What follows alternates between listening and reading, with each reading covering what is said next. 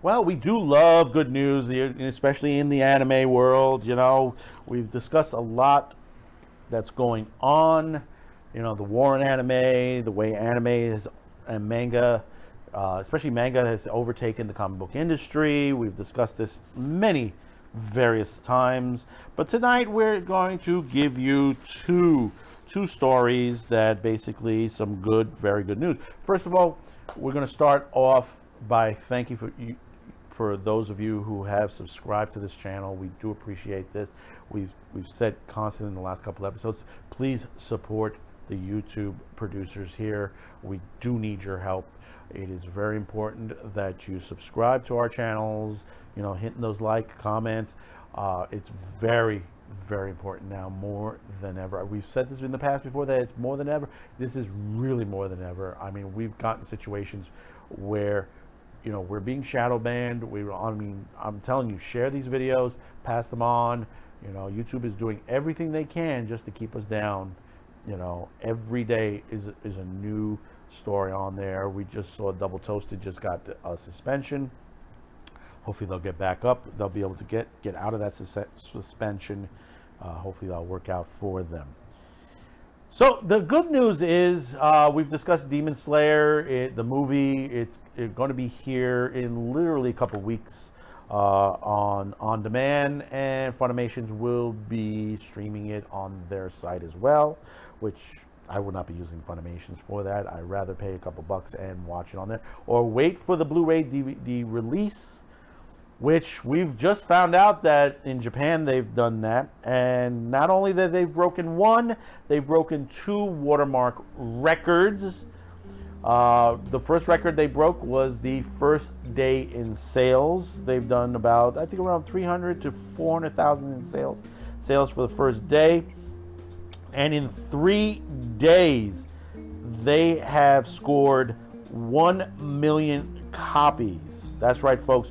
1 million copies of this series that's been around since the Weekly Show and Jump manga ran from 2016 to 2020. Of course, it was adapted to 2019 to a series, and then a movie.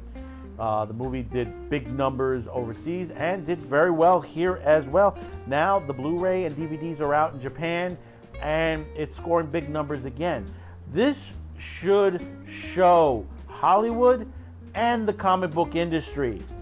This is what it takes to make a good product. This is popular because it is a good story. There are no politics. You know, the check marks and all that stuff, that's all not involved in this storyline. It is just a story. It is a good story. I mean, I wouldn't show it to little kids because, you know, of course, it's, you know, there's no sex in it, but it is a little bloody, and it's a little scary with the demons as far as that. But there are some young children I've heard seen it, and they do have enjoyed it. But like I said, I don't recommend it for the little ones.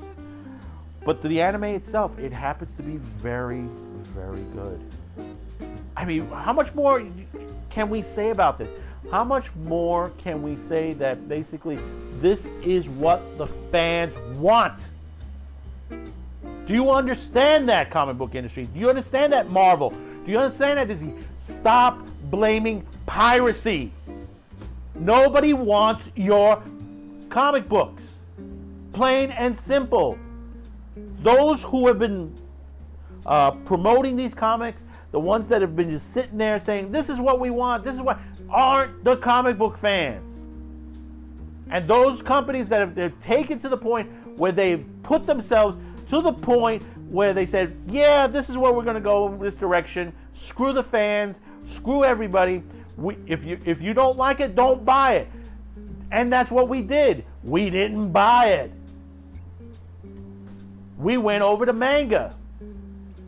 Why do you think there is a 3-story store that's selling manga right now in the middle of Manhattan? You just really aren't getting it. Or have you just lost your minds and just basically, have become Nero in Rome, letting everything burn while you play your violin?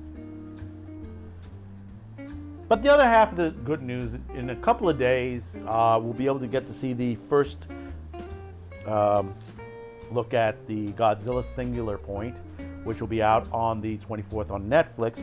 But the other half of this is that we've gotten the news, if you're familiar with Beastars, really good series from Studio Orange.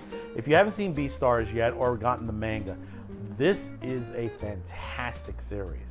The anime alone, the detail, the look, and all that, it's well animated on there, and it's a good story as well.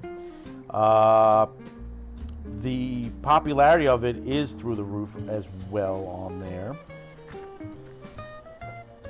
Right now, season 2 is available in Japan right now, and Netflix is waiting for the entire series because they're doing it episode to episode over there, released on a weekly basis. Once it's done, we should start to see it over here somewhere about mid-July, about the 15th, according to what Netflix is saying right now.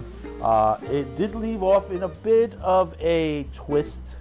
I won't say it on this particular video because I don't want to throw anybody off who hasn't seen this yet. You know the story. It's about a wolf and a rabbit that ends up in a sort of love affair, as you would say, in a way. You could say that. It's you have to remember, it's a wolf and a rabbit in a world that basically tries to stop carnivores from eating herbivores, but it still happens in this world. And for a rabbit and a wolf to be together is no in this world because of what will happen. And there are some stuff in the manga and in the anime that proves that to the test. And let me tell you, it is, like I said, the animation, the opening alone is fantastic. It's a fantastic opening for it. And to see a second season of this, I can't wait to binge it. I really can't wait. There are there are some people that don't like some of the stuff on Netflix on the anime. There's some stuff that Netflix says that they are anime and they're not. Yes, I do agree with that, and some things that were said on the Yellow Flash on there. But there are other things that are on Netflix that are anime, that are coming out of anime studios, like Orange and a couple of others that we're seeing. Godzilla Singular Point is also from Toho, Japanese company on there, working with Netflix as well. You have to understand the business. Sometimes you may get a production house, like Netflix, that will license a particular movie. It goes to show who's making the particular production. If it comes from a company from Japan that's animating it, yes, you can call it anime. If it's from a production house that is here or anywhere else other than Asia, you can't call it anime. You can't really call it anime. You got some stuff that comes out from Europe itself, from South America sometimes, and you can't really tout it as being anime, But some of it, the stuff that's not really anime, some of it is good. Some of it is really good out there. Another series that I enjoyed was The Blood of Zeus, which was really good on there. I haven't had a chance to finish Castlevania. I haven't had to finish a couple of other series on there. Just started watching, because I haven't seen them in one of them in a long time, is the Mobile Suit Gundam movies, the original 1980s Mobile Suit Gundam movies. 1, 2, 3, and Charred is on Netflix right now. And you'll be able to watch it. It is really good. Most of them are just subtitled. They're not English dubbed. I don't know if they were. I know one of them was English dubbed. The others, I've never seen them in an English dub. It's always been subtitled. But this is the stuff from back when I was a youth, and you know, to see some stuff today that seriously is really good. Mushiko Tensei is another one that is excellent. That is excellent in its production, good value. I mean, they created a studio just to make that anime, and I can't, you know, unfortunately it's delayed now till October, and that's a shame. But hey, listen, we'll get it and we'll enjoy it. So you reached this part of the video. Thank you for tuning in. Don't forget to hit that like, subscribe, share this video. We'll see you on the next one. Thank you for tuning in. Bye-bye now.